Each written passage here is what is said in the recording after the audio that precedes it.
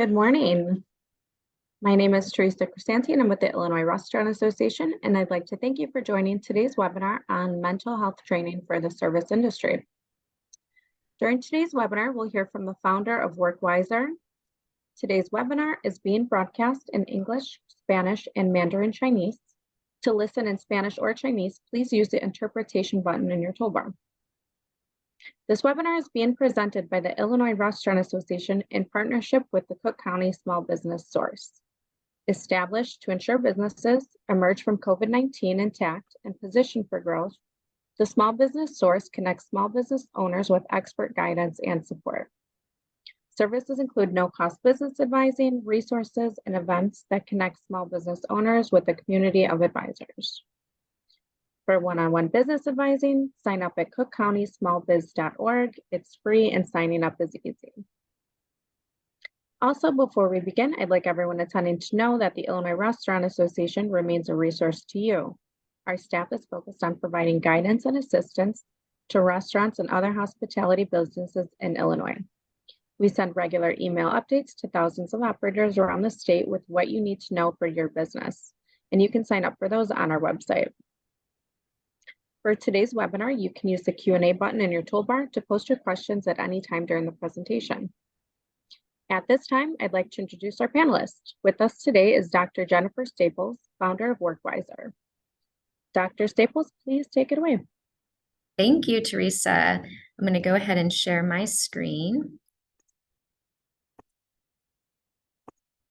Okay. Thanks for having me here today. I am eager to talk to you all about the state of mental health in the restaurant industry, and hopefully I can provide you with some tangible takeaways that you can start implementing in your own businesses.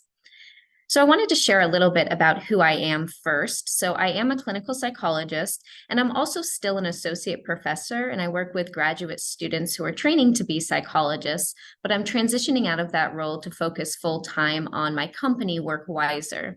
So WorkWiser provides preventative, team-focused mental health training and assessment for the hospitality industry.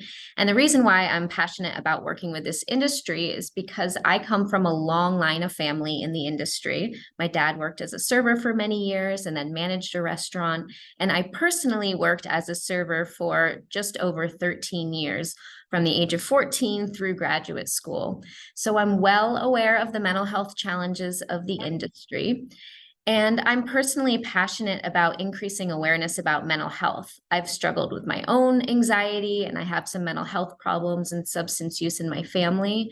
And so I really want to help to provide people with tools and strategies to combat their mental health struggles. So a brief disclosure, I want to make it clear that I'm not providing psychotherapy. This is for educational purposes only. And if you aren't aware, I think it's helpful for everyone to be known that there is a new mental health crisis number. So we used to have these 24/7 hotline numbers that were really long and hard to remember, but now they've implemented a short 988 number that you can call at any time if you're experiencing any sort of mental health distress. So share that with people that you know. In addition to 911, we now have a mental health 988 line. So I want to share a little bit about our mission at WorkWiser. So as I mentioned, I'm really passionate about reducing mental health stigma and facilitating mental health awareness. And at WorkWiser, we really want to increase access to mental health support before people are in crisis. The way that our current mental health system works is that people often are at the point of desperation before they're willing to reach out and seek help. And so we want to provide people with tools and strategies to manage their mental health before it's escalated to that point of crisis. And we really are passionate about enhancing the hospitality mental health culture in particular. So I think it's helpful for everyone to be aware of what mental health stigma looks like. It's really pervasive in our society, and I think in the restaurant industry in particular. So mental health stigma is any negative beliefs, stereotypes, or judgmental language about people with mental health problems. And so this can look like a variety of different ways. So sometimes I think this is common in the restaurant industry. We think, talking about emotions is seen as soft or seen as weak. You're supposed to kind of check your baggage at the door before you start your shift. We also hear people talking about mental health providers as quacks or shrinks, which I think is a little bit of stigmatizing language. We also suggest that people could maybe solve their own problems if they just tried harder. So there's a little bit of blame on people who are struggling with mental health problems.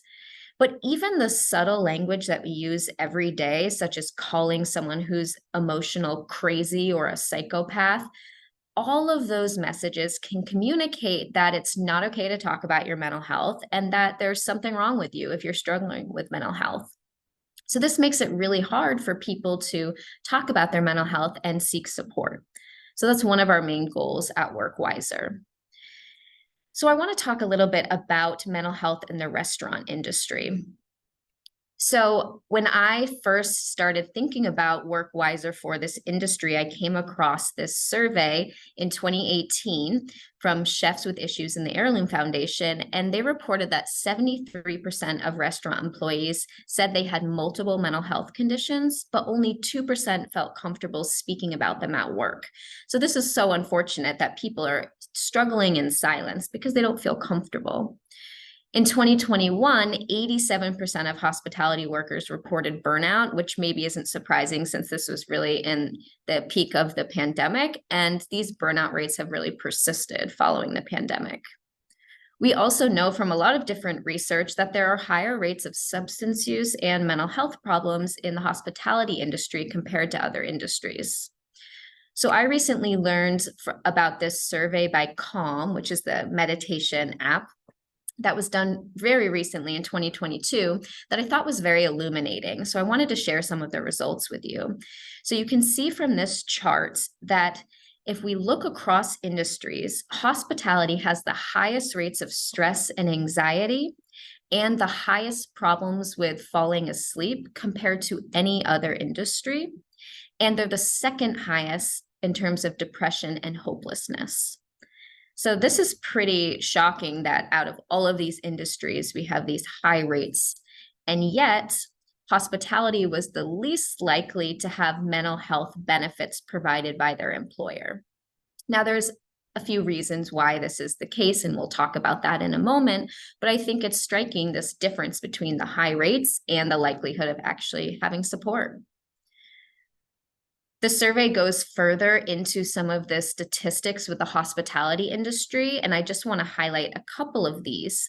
So you can see that only 35% of respondents said they felt supported by their managers in the hospitality industry, which was below the overall industry average. And in the hospitality, they were the hospitality had the lowest share of respondents who reported being comfortable talking about mental health in the workplace, which is 2 times lower than the overall industry average.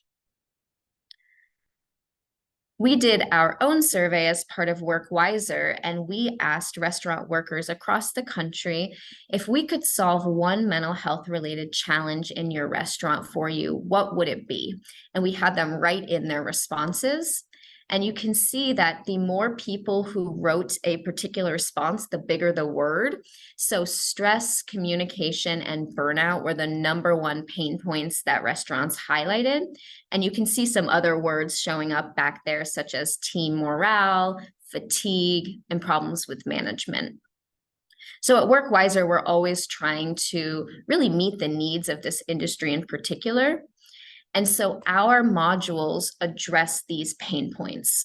So we teach 4 different types of skills and strategies that are drawn from an evidence-based therapy called dialectical behavior therapy.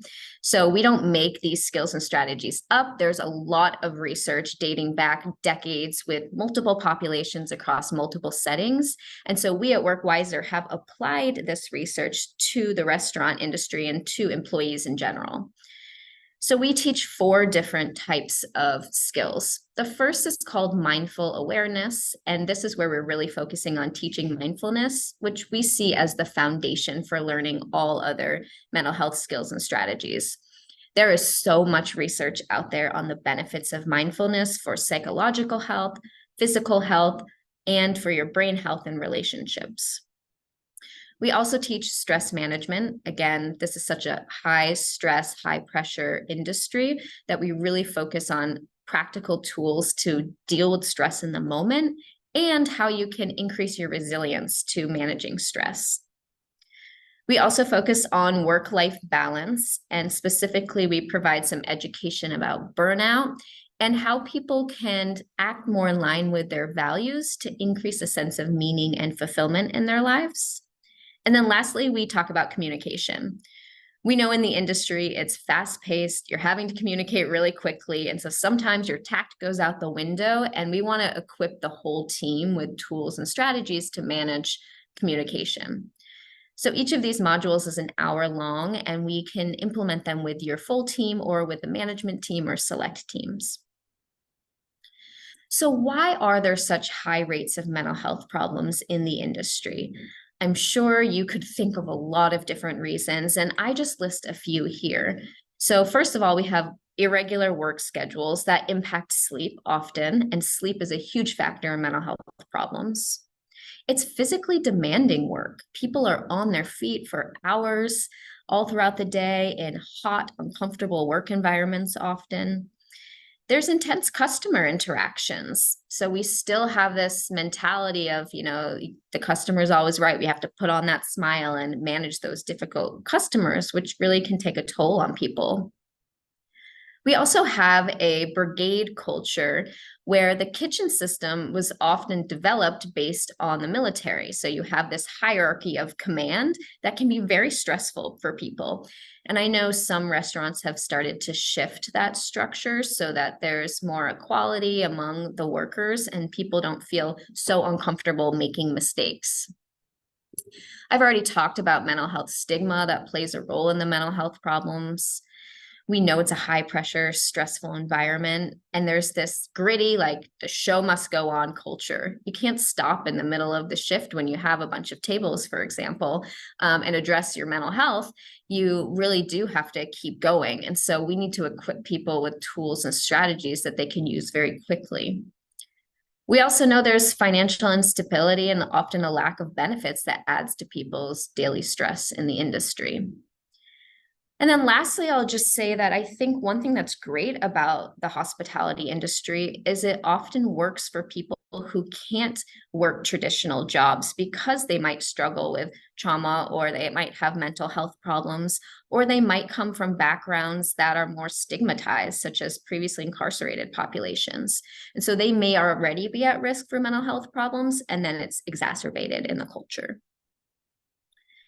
So we have all of these mental health problems that are increasing in visibility. I think the pandemic was a big factor that increased visibility. And even things like Anthony Bourdain's death, I think, have increased awareness of the struggles. And now employees are saying, we want support from our employer. I also think there's generational differences, that Gen Z is a little more aware of self-care and they're wanting extra support. And so employers are needing to respond to that demand.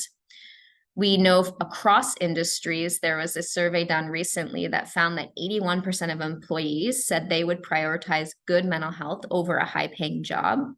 And in our own survey that we did with restaurant workers across the country, 88% said it was important for their employer to offer mental health support, and a high number expressed interest in mental health training by a psychologist. So I think people are becoming more and more open to addressing their mental health.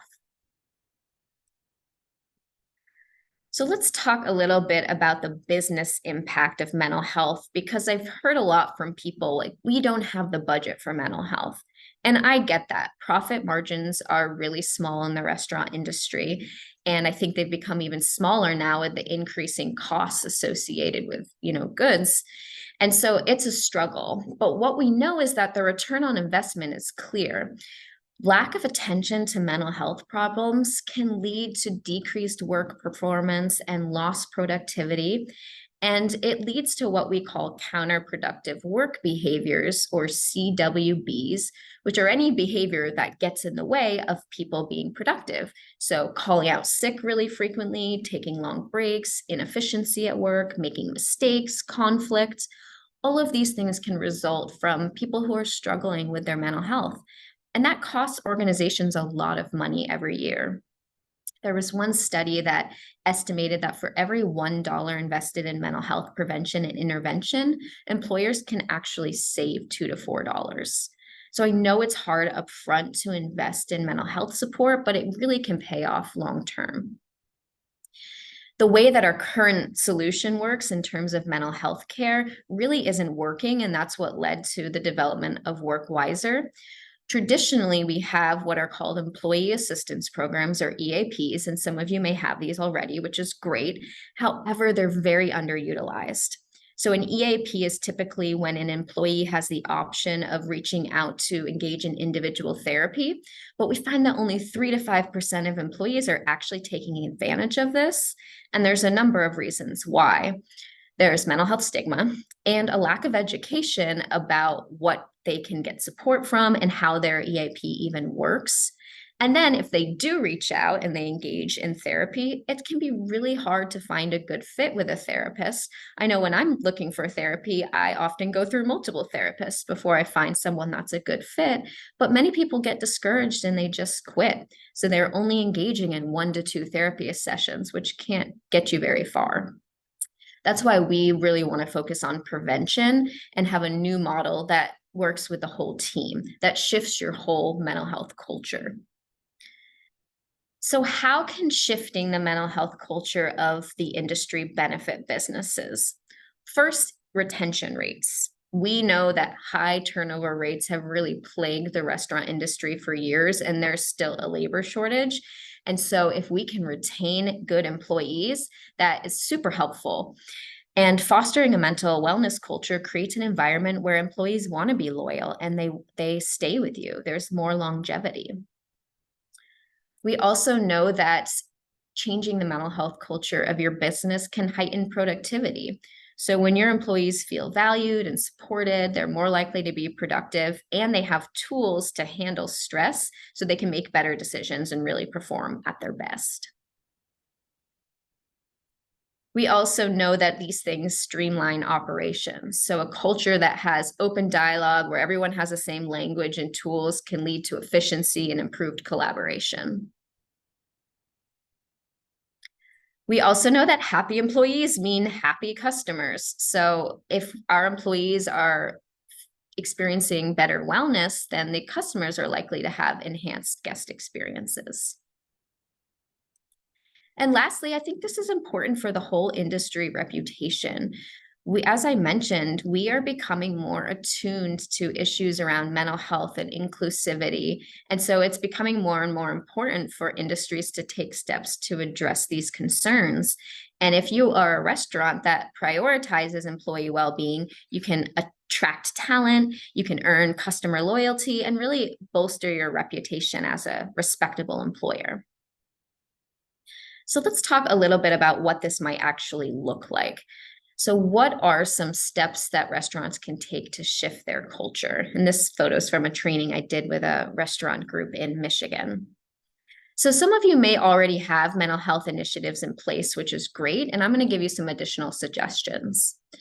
So first is education and training. So this is where WorkWiser really emphasizes. We believe in offering mental health awareness and support training programs for both employees and especially management. And we are all about equipping teams with practical tools so that people can recognize signs of distress, manage stress and burnout, and communicate more effectively. So as I mentioned at the start, we offer 4 different training modules that target mindfulness, stress management, work-life balance, and communicating effectively. But there's a lot of different content that can be helpful for your whole team to reduce stigma. Even just having a session learning about mental health warning signs, which we talk about, can be really helpful so that management teams aren't making assumptions about their employees. Let's say an employee is starting to experience more isolation from their coworkers. Maybe they're making more mistakes and their energy seems different. I think it's natural for management to start saying, this employee is slacking, and perhaps respond in a punitive way. But if they have increased awareness, this could be a mental health problem that's going on. And then a manager might reach out and respond differently to the employee and might actually help with their success. So we did some research with a group that we're working with in the Chicago area, and they have been gracious to be a part of our case study. And so we worked with a management team, and we did one module each week for 4 weeks. So it was an hour a week for 4 weeks. And we collected some data with their team pre and post. And then we're going to do a 3-month and a 6-month follow-up and keep following them over time. So I wanted to just report some of these results. So first, you can see that this employer was already recognized as caring about employee wellness. So this graph asks the employees, does your employer care about employee wellness? And in general, people agreed or strongly agreed from the start, which isn't surprising since this employer, reached out to me to work with me. However, it's still improved after the training. We don't see that neither agree nor disagree column anymore. Everyone agreed or strongly agreed that their employer cared about their wellness. And we know when we feel cared about as an employee and not dispensable, we're more likely to be loyal to the business. We also asked if they felt comfortable talking about their mental health at work. And you can see from the start, there were people who disagreed, or at least neither agreed nor disagreed. And after this training, everyone felt like we're on the same page and we can talk about these things without getting in trouble or without it being a problem. We also assessed their overall mental health, and we asked a simple question of how would you rate your mental health from very poor to very good. And you can see pre-training, there was a portion of employees, 20%, who indicated that their mental health was very poor. And in just 4 weeks, that portion disappeared. Everyone felt that their mental health was fair or good. Now, I think this is a little hopeful. I think, change doesn't happen that quickly, but what might be going on here is that employees are eager and excited. They're hopeful. They have these new tools that they can implement, which is what we often see in therapy. Even one therapy session can make a difference in a client feeling that they have the tools and strategies, or at least that they're doing something that'll help. Some additional findings is we looked at burnout, and we actually measure burnout in our assessments on a scale. We found that burnout, sleep problems, and anger all decreased by half from pre to post survey. Also, the managers just reported that they felt more confident in their skills to cope with emotions, communicate effectively, and manage conflict, which is what we're going for.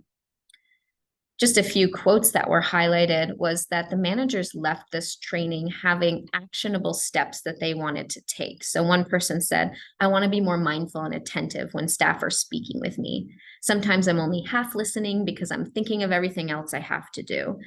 And so that's great awareness to recognize that it's common. We're distracted. We're so focused on our job that we may not pause to be mindful with our employees.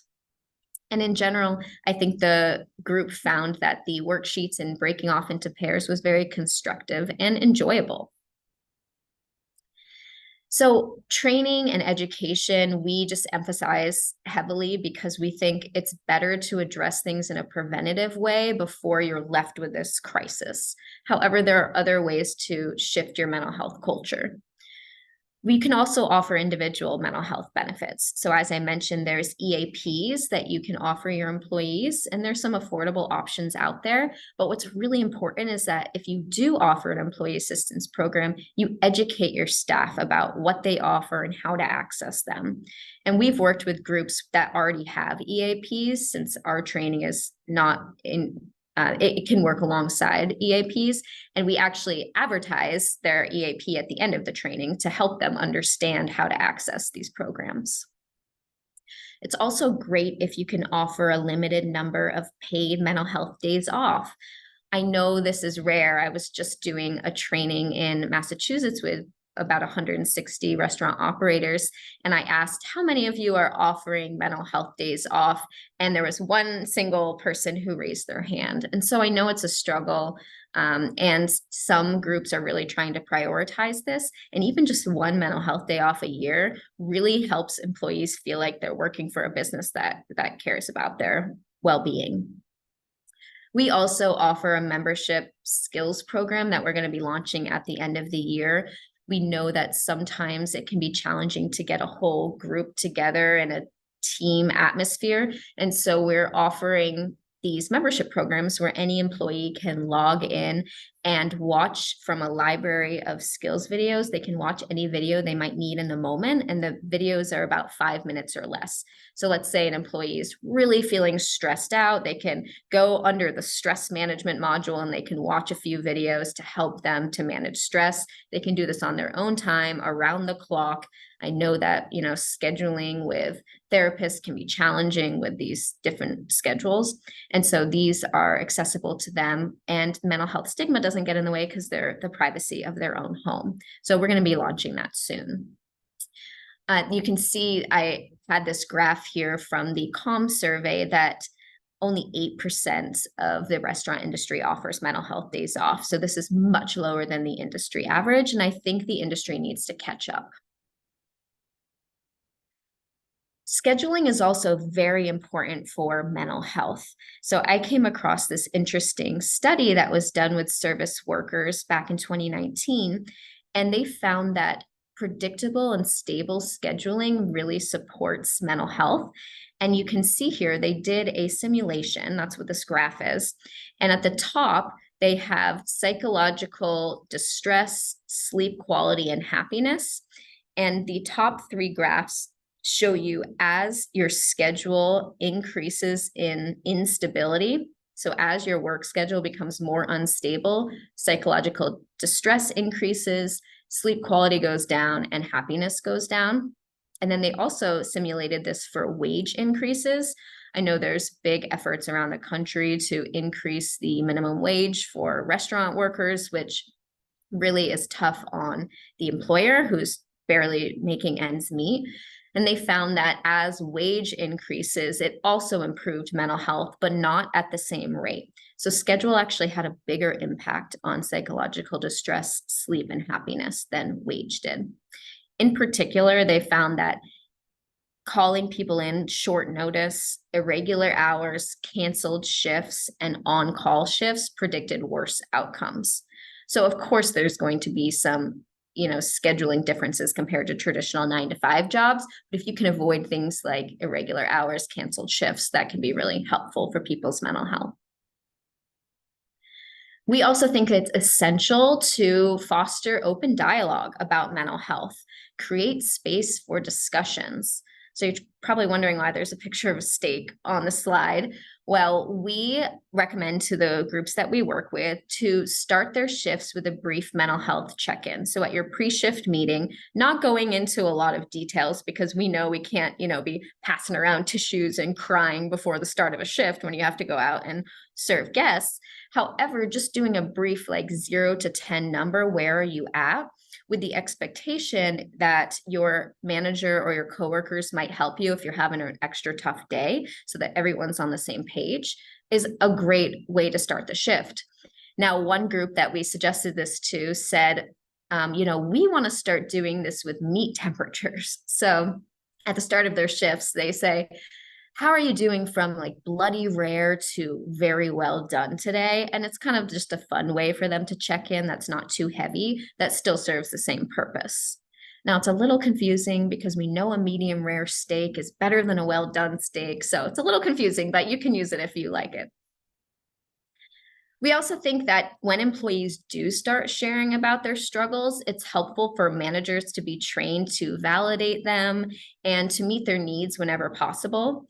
Part of our training really focuses on how managers can validate, and everyone can validate each other, and how management can respond to employees who are struggling.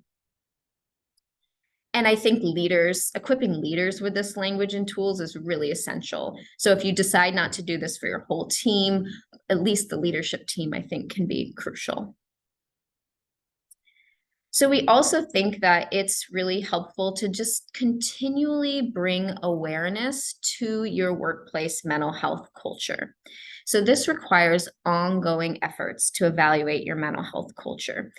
We want you to attend to things like employee morale, energy level, efficiency, and quality of work, because these could be clues into the mental well-being of your restaurant.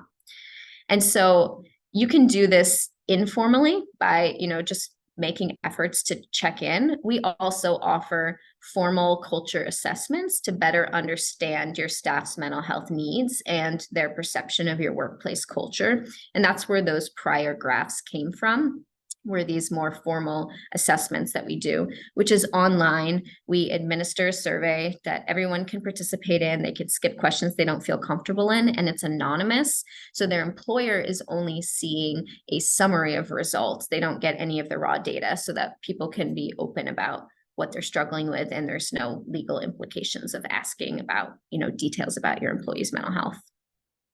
So our mental health culture assessments include a 30-minute initial consultation, an online survey link to distribute to the full staff, a written report of the data, and then a 30-minute feedback session to review results and to provide recommendations. As I've been working with different groups, we have learned about creative interventions that people are implementing to help shift their mental health culture. So one group, I thought this was genius. Their kitchen staff was super burnt out, and so they were paying people hourly anyway. So at the end of the shift, the kitchen staff could clock out, and they hired a cleaning team to come in and finish cleaning up the kitchen. So this really helped with their overall team's burnout level. And I think that there's a little bit of a training period up front, but this long-term could be a great solution and also employs more people who need jobs. We've also heard of groups implementing staff feedback boxes to help them feel heard. A lot of what I've heard from employees through these culture assessments and working with groups is that they feel really disposable. They feel like they're just a number. And I think that's hard in the restaurant industry because there is such high turnover that employers are reluctant to invest in employees who are very part-time or who are going to school and going to be leaving. So feeling heard goes a long way. And I think, again, for Gen Z, there's more of this emphasis on wanting to advocate for their needs. And so having a staff feedback box, I've seen groups do this where, every month they will choose one bit of feedback that they try to address. So it's not like they're meeting every single need that's put in the box, but, they're doing some effort. We've also seen monthly or quarterly employee awards to honor hard work. So there was one group that does Caught Making a Difference awards. And so you can nominate your coworkers, or the managers can select employees who are caught making a difference, doing something that goes above and beyond their work duties, or just doing a really good job at their work. And then some of these groups have actually given certificates and then posted them in the back. So there's all of these certificates hanging up all around that really reiterate the hard work that the employees are putting in. I think it's also great to implement mental health check-ins during annual employee reviews. So in addition to a pre-shift check-in, if that works for you, some groups do employee reviews, which I think is always great. Employees feel cared for when they are given reviews, and a lot of employees say they want more feedback on their work. I know this might not be feasible with all employees, but maybe more long-term or managers you could do this with. And then just checking in, not just about how their work is going, but how they're doing as a human being. And again, you don't need to get into the details, but I think just checking in on them and their family can go a long way. So I'm sure you have others, and I want you to think about what small interventions you can make, because not everything's going to work for everyone. And so it's really helpful if you can find a few solutions that work for your teams.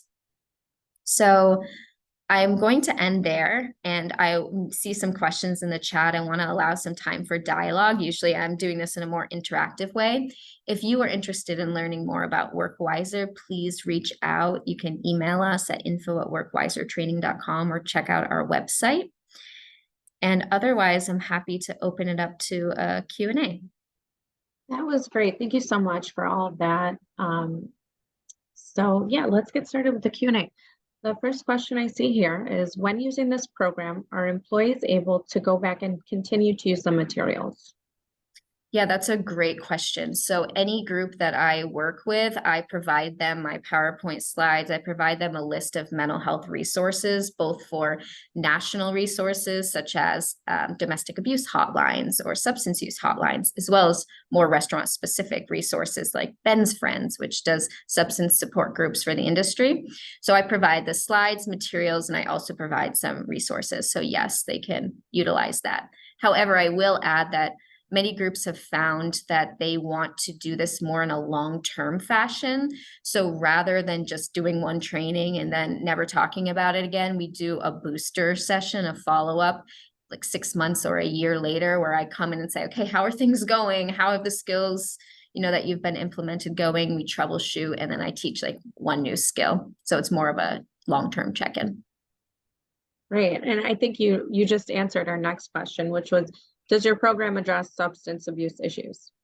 Yes, so we are all of our skills are meant to address a variety of problems. And the way that we think about substance use as a psychologist is that there's always a reason behind the substance use. And so we try to get at what's the underlying reasons. It's often stress, burnout, it's a way of coping, it's the environment. And so we address it in a informal way, but we can do more of a heavy emphasis on it if that's something a restaurant group's particularly wanting. So there's some space for personalizing it to your group's needs. Do you find that the rate of substance abuse is higher in the restaurant industry? Oh, it's significantly higher in the restaurant industry. And I actually, when we do our mental health culture assessments, one thing I do is ask, in the past month, have you been bothered by, and there's a whole list of anxiety, depression, sleep problems, substance use, and then I compare it to the national averages and the averages in the industry. So you can compare what your team is, and you'll see for substance use, it's higher in the industry than the national average. So back to trainings, if you could just tell us a bit more, how long are trainings? Yeah. So each module is 1 hour long. So the mindfulness is 1 hour, the stress management's 1 hour. And so if you do it all together, it's 4 hours. And so I've done this a variety of ways to meet a group's needs. Sometimes I just do a half-day retreat and we come together and we do 2 hours and then have lunch together and then do 2 more hours. And that works for some groups, whereas others, they have, only an hour of time. And so we do it either via Zoom for an hour, or I can travel back and forth and spread it out over time. The benefit of spreading it out over time is that then when I come back, it's a reminder of, oh yeah, we're supposed to be, practicing our mindfulness skills, which I think can be helpful. Right. Another question. So once enrolled, on average, how many report improvements in their mental health? Yeah, that's a great question. And Workwiser is a somewhat of a new company, and we're just starting to gather all of the data, which we hope to eventually publish and write up. And so right now, we have data with about 8 different groups, and we have seen improvements across all of them, some more pronounced than others. But some of the main improvements that we see are in perception of the workplace culture. So feeling more that their employer cares about them, and having tools to manage stress and to manage communication. Those are the ones that we've seen the biggest changes in, at least in the short term. Awesome. And are there virtual options? Yes, I am all about accessibility. And so I can do it via Zoom, or I can travel in person. When I was a professor, the pandemic happened in the middle of teaching. And so I am very comfortable teaching classes on Zoom and using breakout rooms and using the whiteboard and using videos so that it mixes it up and helps with our attention span. So definitely that's an option. Great. And I think that's the end of our questions. So we'll just wrap it up here. It looks like we're at the end of our time. I'd like to thank you all for attending. Thank Dr. Jennifer Staples, founder of Workwiser, for your time today. I'd also like to thank the Cook County Small Business Source for their continued efforts to provide resources, information, and business advising to small businesses to help with the recovery. Following the conclusion of this webinar, attendees will receive an email with links to the webinar recording as well as the presentation. Thank you so much for your time today. I know I definitely learned a lot, and have a great day. Thank you, Teresa. One more thing, we can do it Yeah. in Spanish too. So anyone who needs Oh, Spanish trainings, I just want to throw that out there.